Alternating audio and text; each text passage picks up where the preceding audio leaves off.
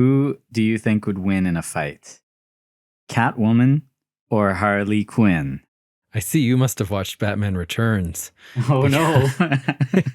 Because while I was watching, I was like, she seems a lot more like Harley Quinn than most iterations of Catwoman I've seen. That's kind of what gave me the idea. Well, because like Tim Burton you've reasoned it out. would do a way better Harley Quinn than he would a Catwoman, Oh, yeah, at least for their normal personalities they generally have. Well, I mean, as our viewers have probably guessed, we're clearly covering a Harley Quinn theory today. Wait, what? we're not covering anything that will be anywhere near as popular as a Harley Quinn movie? What are we covering? We are covering the beloved film Catwoman with Halle Berry. The 2004 Catwoman movie, directed by Pitoff, written by John Brancato. Teresa, Robb, and the great Michael Ferris, our good buddy. We had the chance to interview Michael Ferris, a screenwriter who's written, of course, many movies, including Catwoman. He's written, of course, many Terminator better 3, movies. Terminator 4.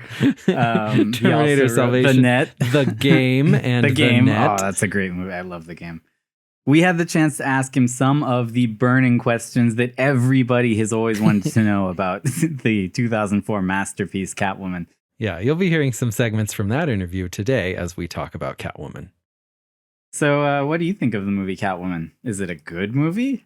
Oh, I think with time, it's not as bad as people remember. I completely agree. If you go into Catwoman now knowing its sort of legacy, or either you're going to go into it knowing its legacy or knowing nothing about it, possibly more likely the latter these days. But and if you do go into it thinking it's terrible, you're probably going to be pleasantly surprised that it's not as terrible as you remember.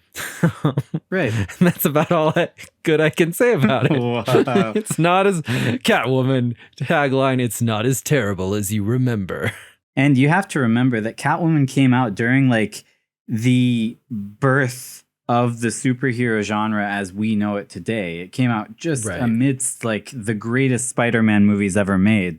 And I think people were starting to expect a little more from superhero movies. Yeah. And Catwoman and Elektra did not necessarily deliver what people were expecting. Anytime Catwoman, oh my gosh, I'm going to say this so many times. Mr. Gilter's alleged walk. Dude, it was exactly like that. I said the same thing wrong, but corrected the minor mistake in the sentence. Mr. Gilter's walk. Mr. Gilter's alleged walk. Oh, that was amazing writing. That was top-notch Will and Grace. Doesn't get better than that, except for maybe I think Two Guys Together is hot. I hope our listeners love our just random out of nowhere Will and Grace references. Anytime Catwoman actually comes up in conversation, as it often does, being the cultural, the pinnacle of cultural awareness that it is. Can't count the number of times I've just randomly been like, hey, you remember that basketball scene? Wow. Well, that's the thing. Usually when it comes up, it's about the basketball scene. That's what most people talk about.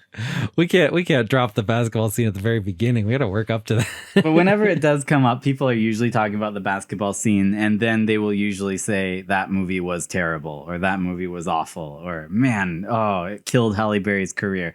I gotta say, looking at it now, 20 years later, it's not that bad. It's not good, but I don't know. How mean do we want to be to this movie? Michael Ferris accepted the Razzie. Okay, good. It's not good, but it's not that bad. And honestly, Halle Berry's acting as Catwoman is actually totally acceptable. She's not a bad actor. I think with Patience Phillips, she clearly watched Michelle Pfeiffer's performance in Batman Returns and did that. And she did it very well. I very much like Patience Phillips at the very beginning of this movie. Halle Berry's awkward performance is great.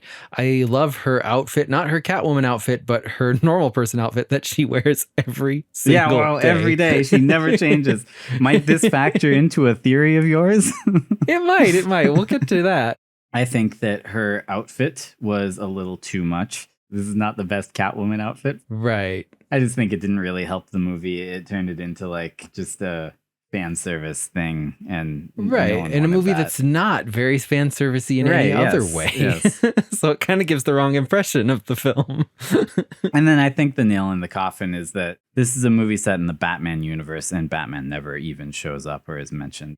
Michael Ferris had something to say about that. Tim Burton's films like acknowledge Batman. You know, one of the mandates we had going in was that this was not going to be a universe with Batman in it, which is weird because we weren't the first writers by any means.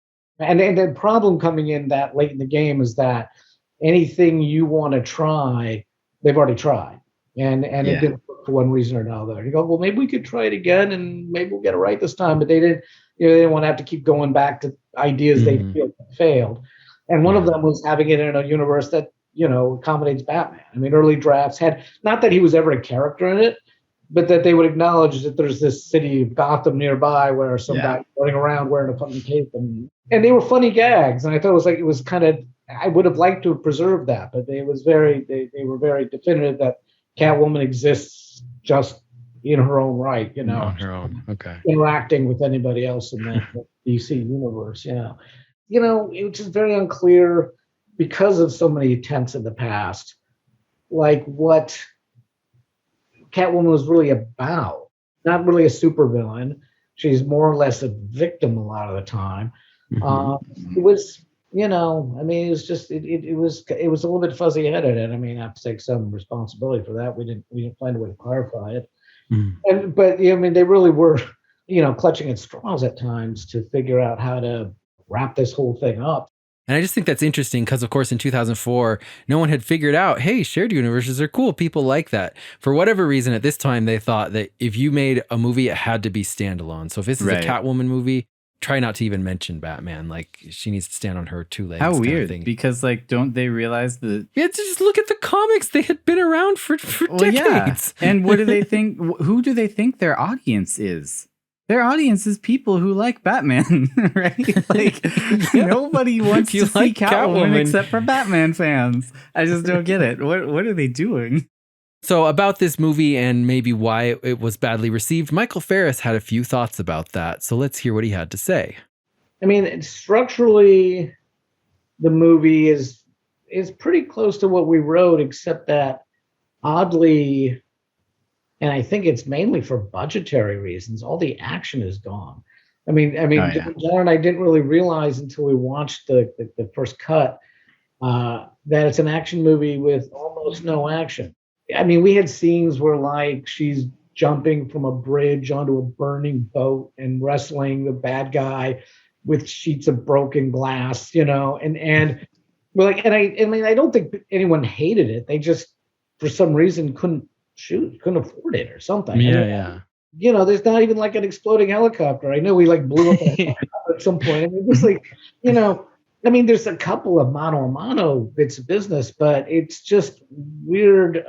It's just weird how all the action kind of disappeared. Pitoff is he's a super stylish director. Well, they hired him on the basis of the movie he made with Gerard Depardieu in France. But again, with a relatively limited budget, he made stuff that looked like $1 million, and also, frankly, none of our dialogue really survived. So now that I've told you that none of our action or our dialogues, I would say, what's left? It was our draft that brought Halle Berry on board, so that's why we wound up, with screen credit. So for better or worse, I think the overall arc of the movie sort of reflects what we wrote. But it was, I don't know, there were little bits of business that I really liked. At one point, she's trashing the factory and she's singing the old Aretha Franklin song, but she's changed the words to REVENGE, find out what it means. That's a funny gag. That's good. I don't think that made it into the movie. I didn't see it. I've heard many times that this is the movie that, quote unquote, killed Halle Berry's career. Do you buy that? What? Do you think this movie killed her career? I can see what people are saying since 2004. But I can see what people are saying. Die. At that point, she was just coming off fresh from X-Men, Swordfish, And now, Catwoman, her brand new didn't superhero. Kill her career. Not that X-Men was a bad movie, but her performance. I mean, one actor's performance doesn't. If an actor's in a good movie, they can give a bad performance and still have a good career. Right, but I would say, as much as I love Storm, the general character, she is one of the worst parts of that movie. Well, I have something to ask you. Who would win in a fight? A toad or lightning? Well, I just, I've never been sure what happens to a toad when it gets struck by lightning. If only someone could answer that question for me. I'll tell you. The same thing that happens to everything else. Whoa. You mean they would just fly away into like the sunset at night in the water and disappear? Yeah, they just kind of fly off into the night. Dude, I've got another question for you. What would like an insane rage-fueled warlock toad announce as he goes to banish his enemies? Dude, as he goes to take out all the X-Men single-handedly, he would say, at the same time, "And it shall be forever dark."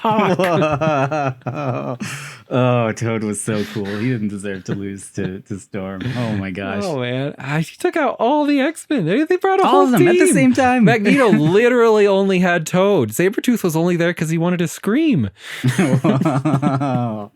And he'd take any scream. Mystique doesn't count. She was Wolverine during that fight. She was on their side. Yeah.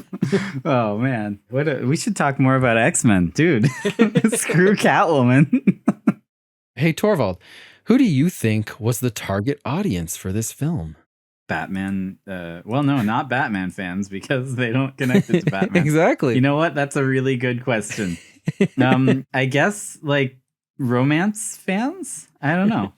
Well, according to Michael Ferris, maybe we'll hear from him here. No, I don't know. I mean, Catwoman was savaged everywhere. At the San Francisco Chronicle, and I think we realized the target audience was 11-year-old girls and gay men.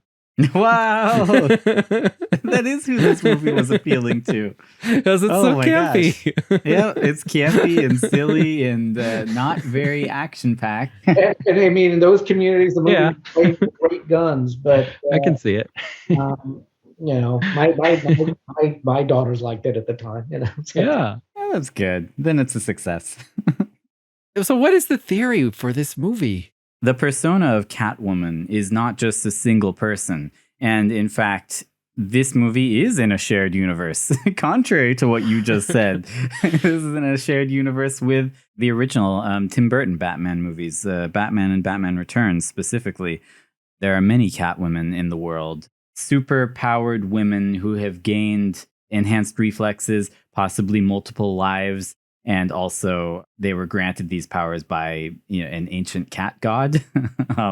So every Catwoman we've ever seen, they all exist in the same universe, and they're just different Catwomen. That's the theory here.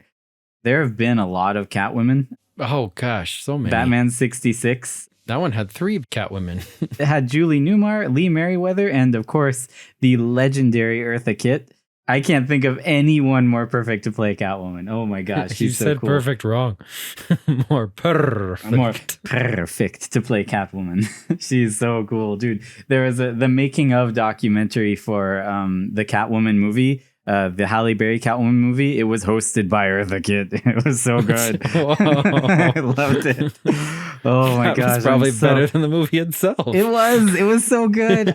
Dude, but is not Anne Hathaway like the worst Catwoman who ever existed? Dude, I'm so surprised. I had no idea Anne Hathaway was ever Catwoman. Yeah, it's crazy. You just forget about her.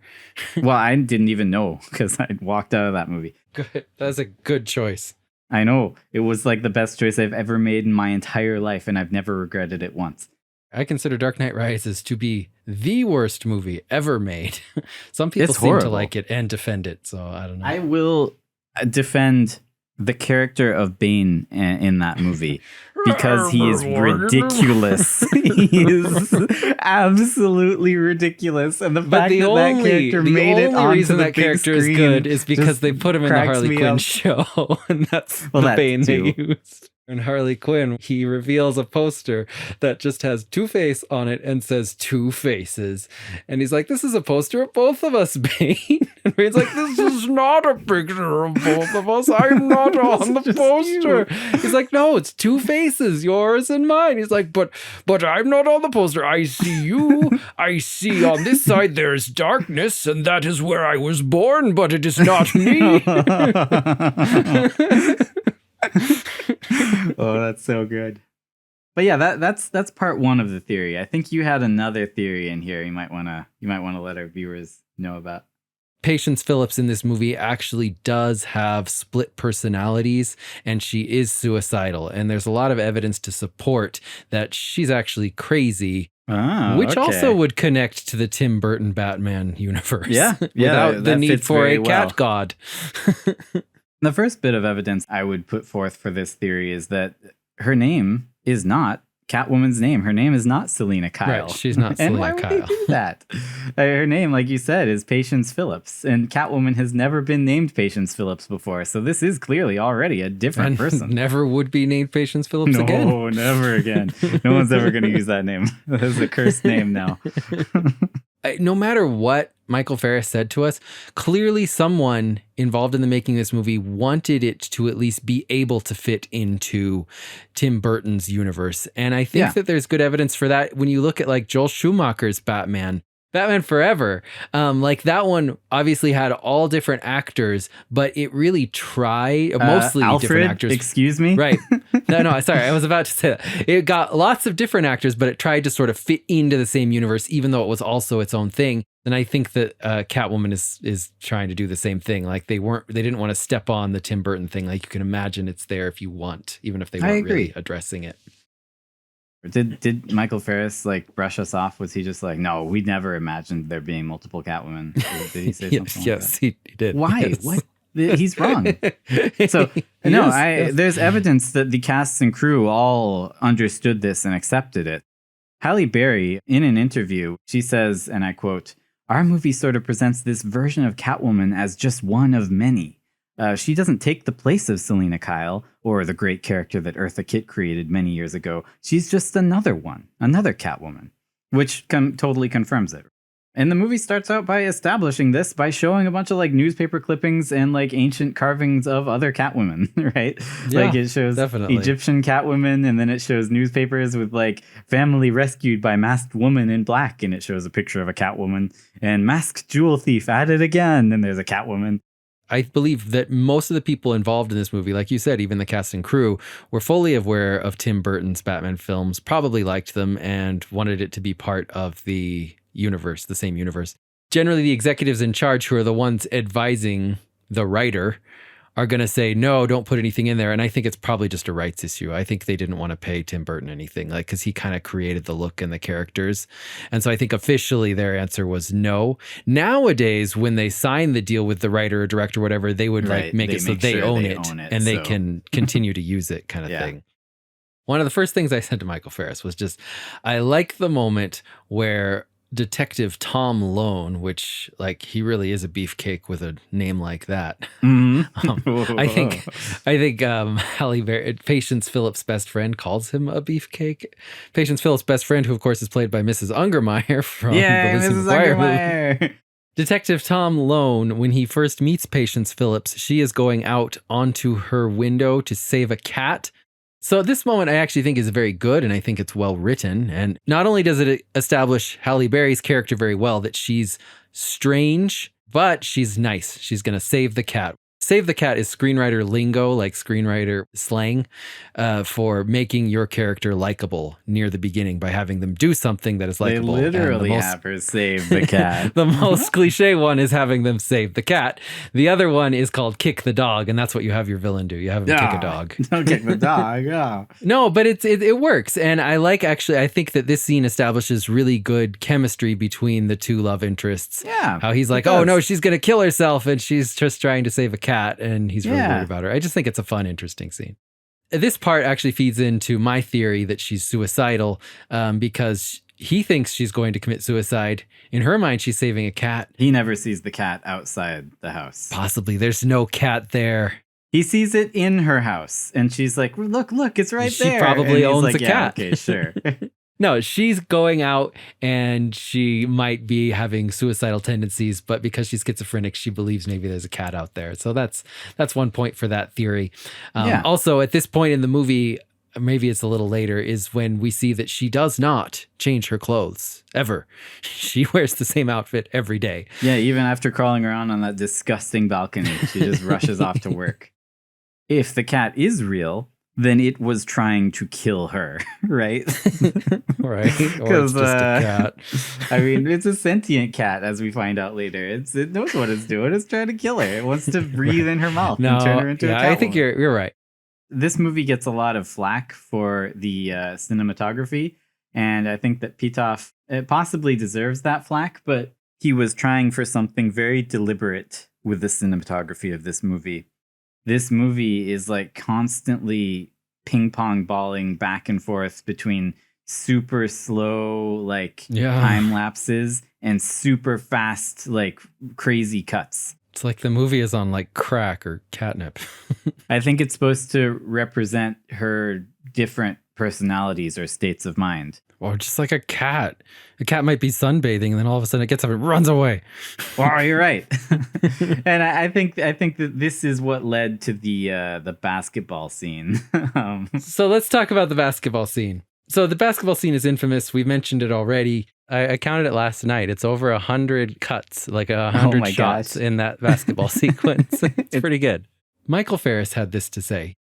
We were writers number 15 and 17, as I recall, out of like the 20 that worked on this.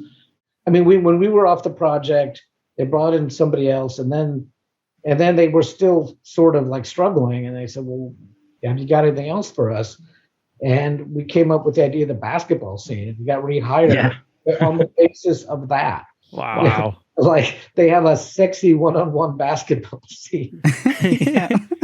That might work. This makes the basketball scene so much better, I think. They got rehired because they suggested the basketball scene. Oh my gosh. Wow.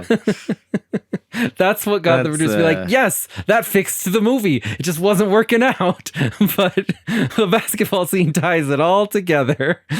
Whoa. Well, I mean, that sounds like exactly what some stupid executive Hollywood producer would do. Be like, yeah, we need more sex. We need them playing basketball and shaking their butts in front of kids and lots of Bet we could get a shot of Halle Berry's butt just like shaking around, then really quickly cut back to Tom Lone just being like, whoa. Oh my God. It's horrible. As much as I enjoy the cinematography of this movie with all the cuts, that scene is incredibly awful. That's an impressive amount of cuts. It's impressively bad basketball playing. Like neither of them can clearly even handle a basketball at all. This does happen. There's a doctor who is describing to the executives all the horrible side effects of their skincare products. She happens to observe this doctor telling about all the horrible things that the product does. And they chase her and kill her, basically. So you might say that sliding around in the waste treatment pipes and absorbing all of the horrible chemicals from the face cream gave her her powers. No, that would clearly turn you into a penguin. Right, yes. That's what I was going to say. If that is what had done it, then she would be a penguin. She gets flushed out, dumped off a gigantic cliff into the ocean, and ends up on a rock island. A CGI cat walks up on her chest and meows for its friends, and then they all gather around, and then it breathes smoke into her mouth, and then her eyes turn into cat eyes, and she wakes up with superpowers. So now she can see everything, she can hear everything, she has like telescope eyes. The birds flying like miles away look like they're in her face, which would be really helpful. Selina Kyle in Batman Returns dies in a somewhat similar way. She falls like 30 stories and dies. And then a bunch of cats show up, and one cat walks up onto her chest and breathes in her mouth, and she has a twitchy psychedelic experience and comes back to life. Basically the exact same experience that Patience has in Catwoman. Batman Returns doesn't make any sense if she wasn't brought to life by some cat god. Well, how did she survive that? I personally feel like Tim Burton's his actual intention here was that she survived just as a freak coincidence. Like she just happened to survive with intense brain damage. And that's why after this point, she is extremely violent and depressed and weird and always has a Band-Aid on her head. She clearly went insane because she had head trauma. So I don't disagree with that. I clearly, yes. And what does she do? Like, I actually really, I had never seen Batman Returns until today. I'd seen the ending, but never the whole thing. And it is a very good movie. Like, I like it. Ooh, it's great. But she goes home. She guzzles like an entire carton of milk. She lets all the cats in, and then she destroys her apartment. She shoves all her stuffed animals down the garbage disposal, paints black spray paint everywhere. She puts on black latex, and then the best part is she changes her neon sign from "Hello there" to "Hell here" by knocking out the O and the T. It's really good. Like, you look at the clues, it makes sense that she would go crazy like this because she was already pretty stressed out anyway. Just before this, she was saved from a bad guy by Batman, and then Batman wouldn't talk to her and walked away. Then she's attacked by another bad guy. Batman doesn't show up to save her, and she wakes up with Batman on her mind, but also seeing cats. So what does she do? She's like, well, Batman didn't save me. I'm going to save myself. I'm going to make a costume, and I'm going to be Catwoman, just like Batman, because I saw cats. Her transformation into Catwoman is exactly like Halle Berry's transformation into Catwoman. Patience goes home, starts cutting her hair, giving herself an awful haircut. She puts together a black leather outfit just like Michelle Pfeiffer did, and then goes away to basically rob a jewelry store. Yeah, she comes home, she drinks milk. Tim Burton's Halle Berry Tim Burton's Catwoman wasn't as obsessed with like stealing. Like, I don't think she does any stealing, really. She's more obsessed with like revenge. She does go to a store, but she's not like robbing it. And it's just like a mall. And she just wants to like break mannequins with her whip and jump rope. That's all she's doing. Right. Which is another reason why she seems so much more like Harley Quinn. Like, which is why I love so much about Michelle Pfeiffer's Catwoman is that she's so you just want Catwoman to be Harley Quinn. Well, no, but she's more of a typical Batman villain. Like normally when Catwoman shows up this is the only movie where Catwoman is a villain. Yeah, all the other movies she shows up in, she's sort of an anti-hero. She ends up helping Batman. And this one, she's just a straight up villain. What about the typical 1960s Batman movie? She was a villain. Right. Well, except that one. Sorry. Yeah. It just makes her more consistent because obviously I think the most interesting thing about the Batman universe is that most, if not all, of his villains are insane. And the cool thing is that Batman is also insane, but he just uses his insanity for good where they use it for evil. And that's why I don't like any of the Batman arcs that have to do with like the gangsters who aren't insane. Because I just, I know. They're so terrible. Like, I don't care about Falcone, do you care about Shrek? No, well, played by Christopher Walken? It's fine. It's fine when they're around. Like, he's around for a reason, but he's not the main bad guy. Like, Batman never fights him. By the way, there is a character in this movie, just to make this clear, who is named Shrek, and he is not a green ogre. He is Christopher Walken. Sorry, yeah. Just in case you're picturing Shrek. If you haven't seen this movie, it might be confusing. Somebody once told me the world. Who came up with the idea to have Penguin, like the disgusting, weird Danny DeVito Penguin, be apparently so unbelievably charismatic and lovable that you could win over the city and become mayor? Also at his side, Christopher Walken, the world's most like deadpan monotone actor who has ever lived. Like the man who no one would see as like charismatic and lovable. Like when he's begging him not to kill his son at the end, he's like, no, take me instead. Don't kill my son. Leave him. I cannot express how much I love Christopher Walken. He's a national treasure. Are we just going to talk about Batman Returns now? Well, no, I'm just like, who came up with the plot? What an insane plot. I had notes about that, which is that like of the two plots in this film, First of all, Batman doesn't even have one. He's got no plot in this film. It's just there. Penguin and Catwoman. And Catwoman's plot, I feel like, is way more relatable. Like, she's really stressed and she just goes crazy and wants revenge. And her plan feels like it makes a little more sense too. She just wants to kill Shrek. Whereas Penguin, I don't even know what his plan is. He was born crazy. a freak, dumped into a freezing sewer drain, and raised by sewer penguins. Sewer penguins? What are sewer penguins? Why do they exist? And how can he even talk? How did he survive? Did the penguins teach him to talk? And also, why does he employ so many clowns? I was so confused. Are they leftovers from Joker's gang? Right. Well, so Tim Burton apparently just thought Joker and Penguin are the same guy, because why would Penguin have an army of freaky clown people? Doesn't make any sense. I don't get it. It's interesting to me that, as far as I know, and I'm not an expert by any means, but as far as I know, this is the only personification of the Penguin who is like an actual penguin man. Yes. I think usually he's just kind of like a fat rich man. This man is a penguin man who was raised by penguins and acts like a penguin. I don't think Tim Burton knew anything about Penguin. Nope. He thought he was Joker he's as the a penguin. He is a penguin man who is the Joker, yes. So I realized near the end of the movie, the reason there are penguins in the sewer and the reason that Penguin has a lair in the sewer is because there was an ancient sewer-located theme park called Arctic World down there.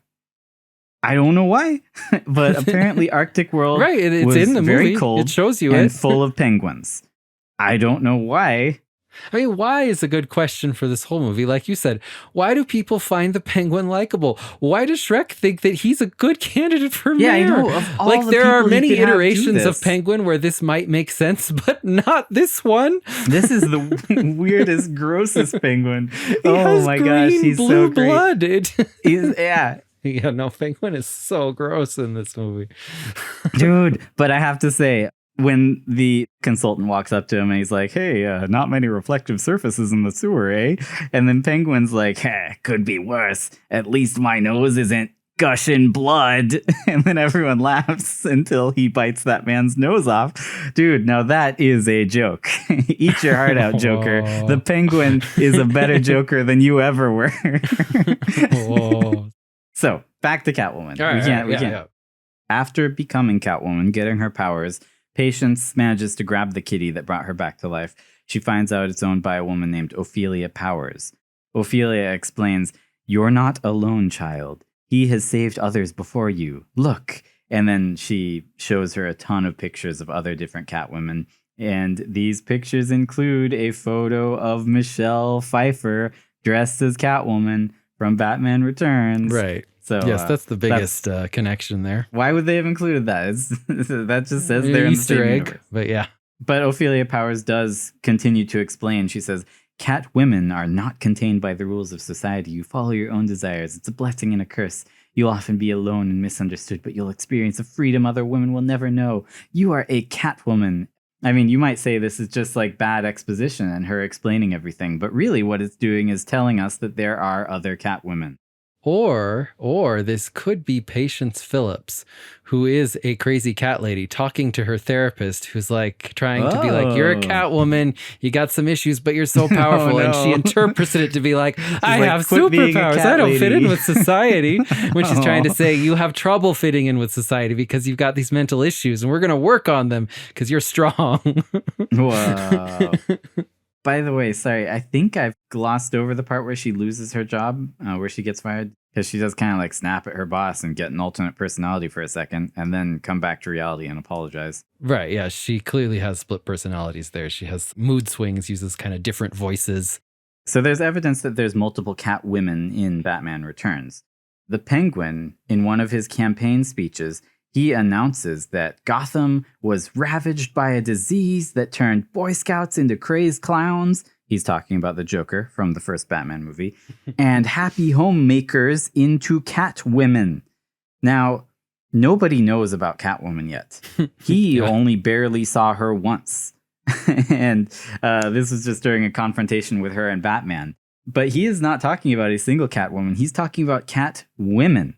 So apparently what he's saying is she is not the first Catwoman. There are others, and the city knows about them and is worried about them. And they need a mayor who will help deal with the Catwoman infestation. So he also seems to have some misconceptions, though, because just the fact that he says happy homemakers, and he does seem to have assumed that that's what Catwoman is, because he seems to think she's going to come in bringing him drinks and slippers. Yes, he does like some think kind that's of happy homemaker. So he's making some odd assumptions here. This scene where he meets Catwoman is evidence of her having undergone a supernatural transformation. You know, she died falling like 30 stories and then turned into Catwoman. And then she dies fighting Batman because he like just punches her off like a 10-story building and she falls into a truck full of kitty litter, which is rocks. It wouldn't have been soft. It's not soft. It's like, have you ever fallen into sand? On gravel? Yeah. Like, you might be able to dig in sand, but you fall on it. It really hurts. It's rocks. It's solid. And she survives that just fine. She's totally okay after that. And I gotta say, Batman threw napalm at her. Holy war crime, Batman. Oh my gosh. Whoa. Jeez. Like when he first took out that capsule, I was like, oh, what kind of kooky Batman gadget is this? Like a anti-fall off the roof capsule? But no, it was napalm. He just napalmed her. I was like, whoa, that's not kooky. That's bad.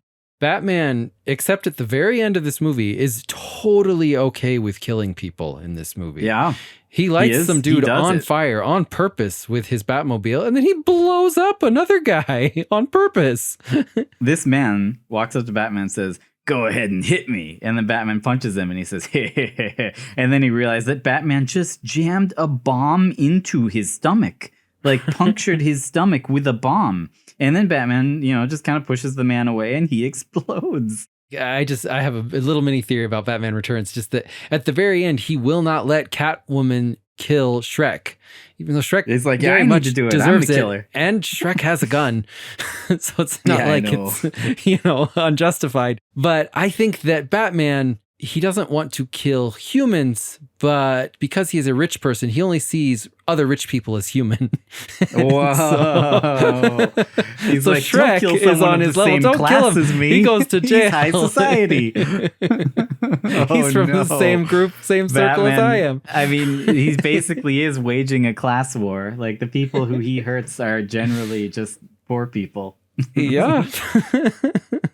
I love at the end how when he wants to reveal his identity to Catwoman, who already knows his identity, he just rips off his cowl. Like he just destroys it. Breaks it. Like, I thought he could remove it without destroying it, but apparently not. No, I think he has to make a new one every single time. He has tons, though. He does certainly have a lot of them. You see, he does. He only has single-use Batman costumes. Mm-hmm. Each one is like a disposable costume, which makes sense because they get all ripped off, right? Like, why use one more than once?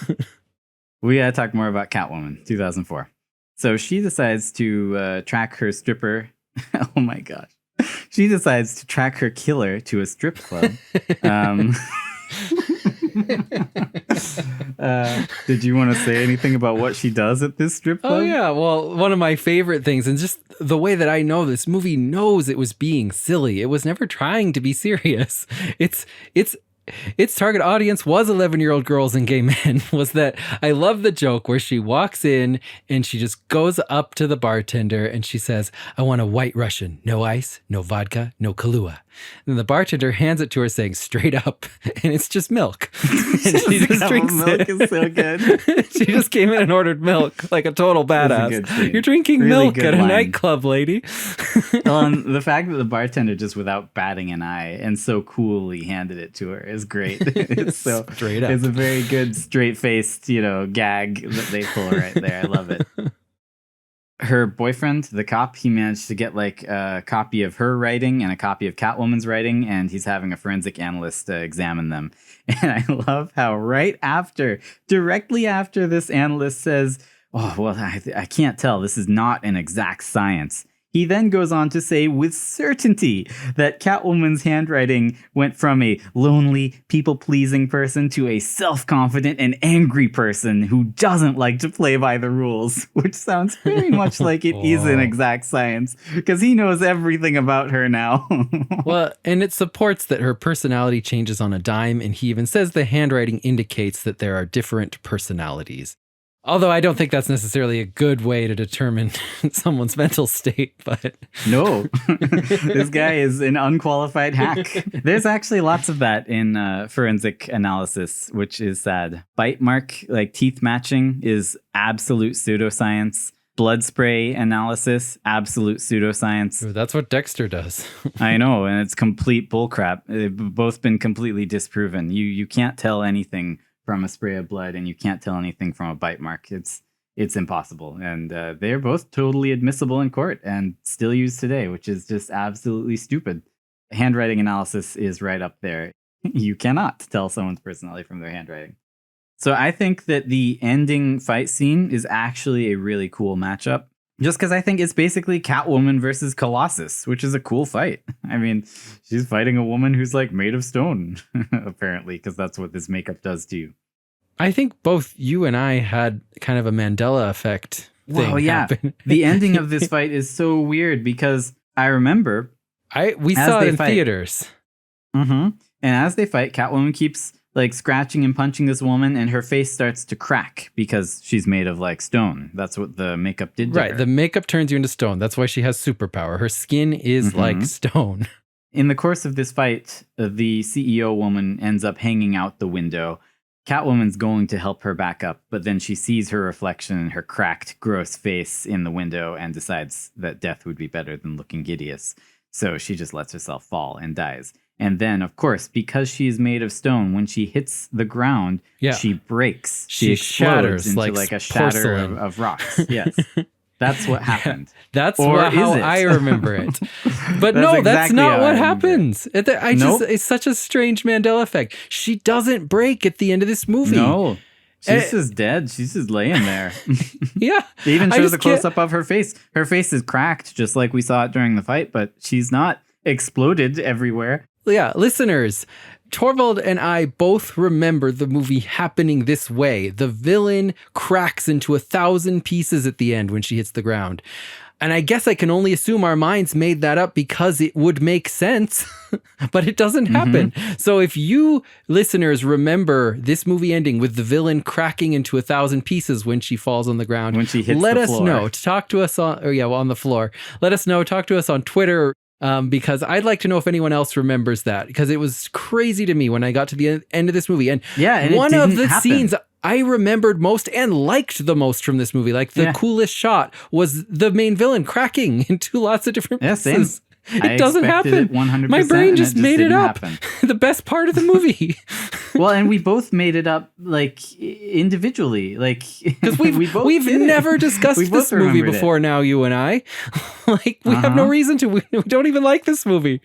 Pretty cool, great ending. And then Catwoman, instead of getting together with the policeman, she just walks away towards the moon.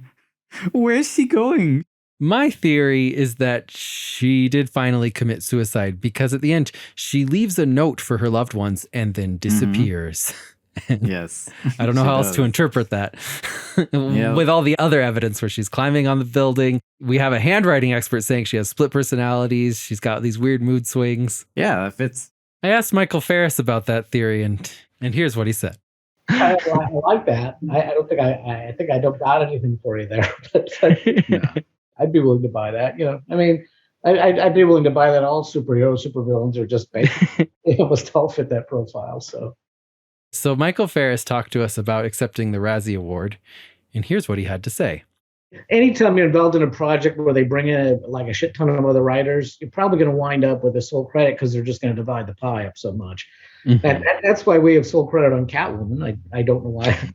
I always keep Catwoman. It's the credit I should be trying to bury. But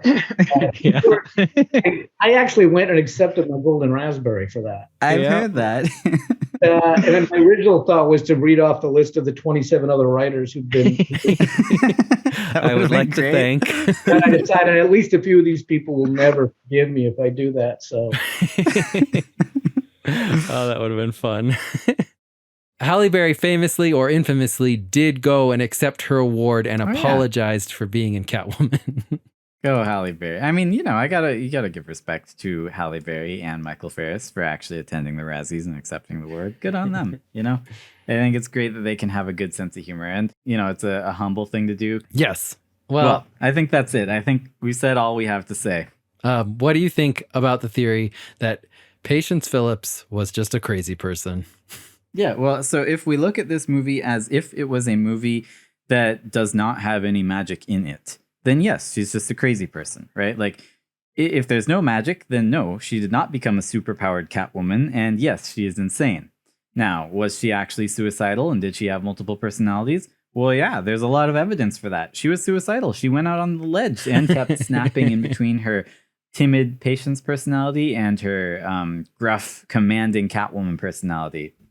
How about the other theory? What do you think? Are there multiple Catwomen, and are they all imbued with the powers of an ancient Egyptian cat god? I mean, according to Catwoman, yes, that's exactly what they say. It has to be, yes. Obviously, it was designed to fit in with Batman Returns.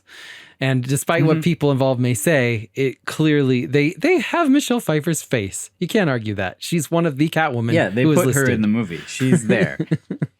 Did the villain of Catwoman 2004 break into 1,000 pieces in the original end of this movie as it was shown in theaters? I mean, you know what I think, but this is something that only our listeners can answer.